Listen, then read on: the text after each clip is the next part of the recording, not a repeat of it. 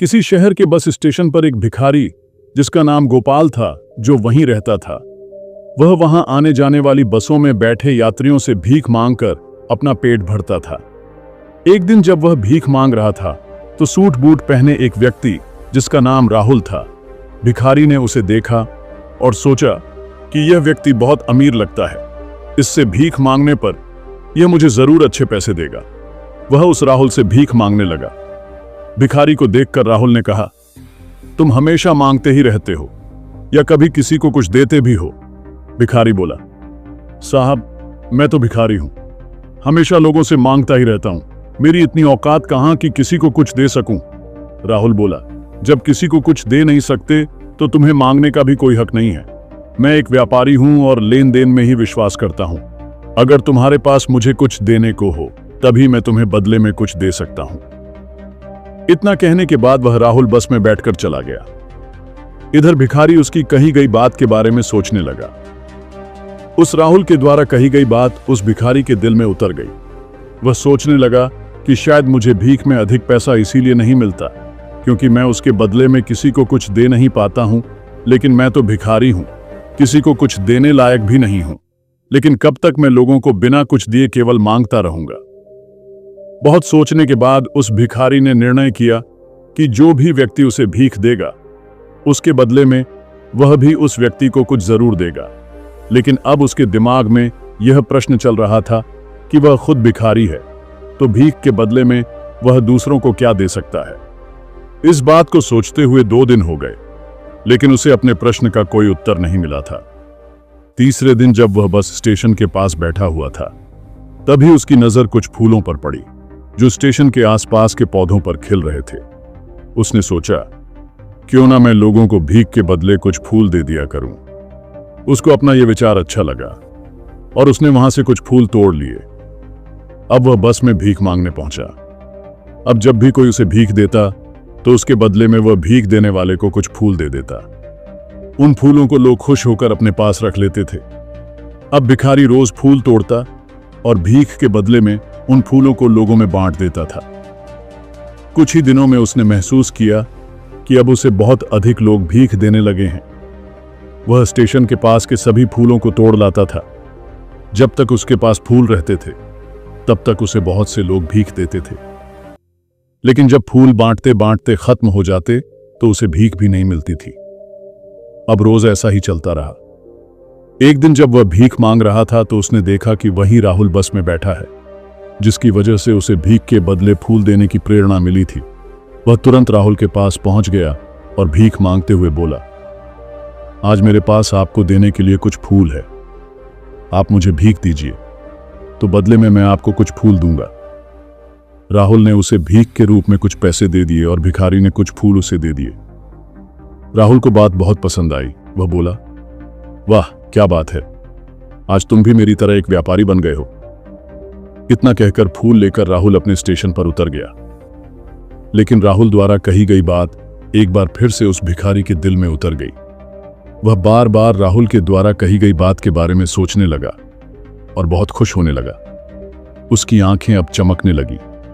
उसे लगने लगा कि अब उसके हाथ सफलता की वह चाबी लग गई है जिसके द्वारा वह अपने जीवन को बदल सकता है।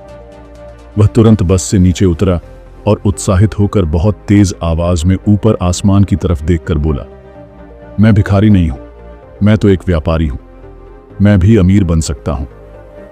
लोगों ने उसे देखा तो सोचा कि शायद यह भिखारी पागल हो गया है और अगले दिन से वह भिखारी उस स्टेशन पर फिर कभी नहीं दिखा। लेकिन 6 महीने बाद इसी बस स्टेशन पर 2 व्यक्ति सूट बूट पहने हुए यात्रा कर रहे थे। दोनों ने एक दूसरे को देखा तो उनमें से एक ने दूसरे से हाथ मिलाया और कहा, क्या आपने मुझे पहचाना?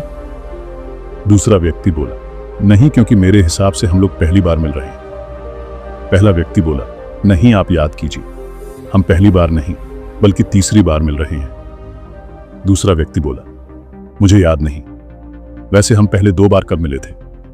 अब पहला व्यक्ति मुस्कुराया और बोला, हम पहले भी 2 बार इसी बस में मिले थे।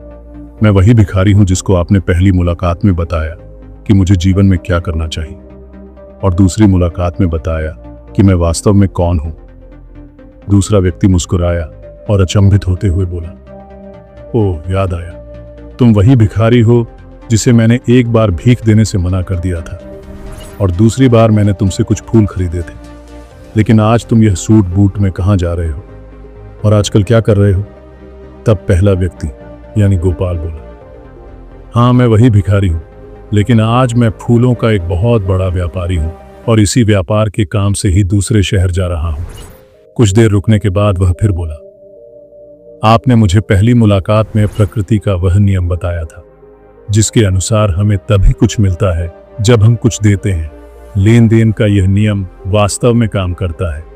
मैंने यह बहुत अच्छी तरह महसूस किया है, लेकिन मैं खुद को हमेशा भिखारी ही समझता रहा।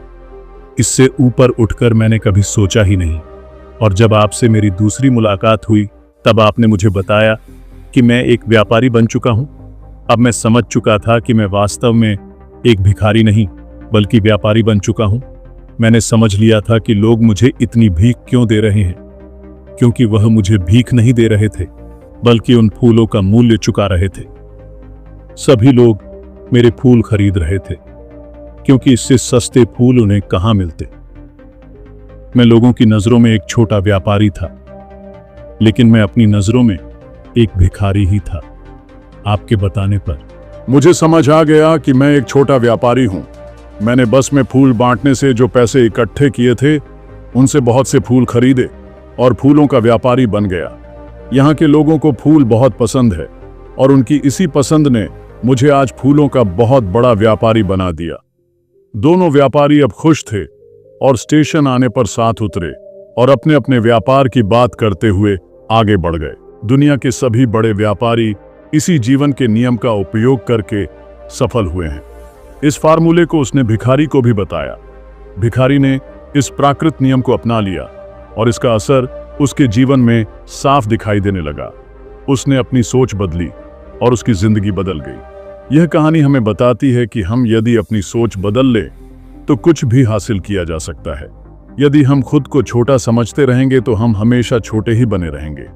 बड़ा बनने के लिए हमें अपनी सोच को बदलना होगा और खुद के बारे में बड़ा सोचना होगा। कहानी का मतलब यह है कि सफलता आपकी सोच में छुपी होती है। खुद का आत्मसम्मान जगाए, अपनी सोच को बड़ा बनाइए और देखिए कैसे आप सफलता के शिखर पर पहुंच जाते हैं। और अगर आप नहीं जानते कि एक गांव में लड़कियां बिना शारीरिक संबंध के गर्भवती कैसे हो जा रही थी, इस वीडियो को जरूर देखें।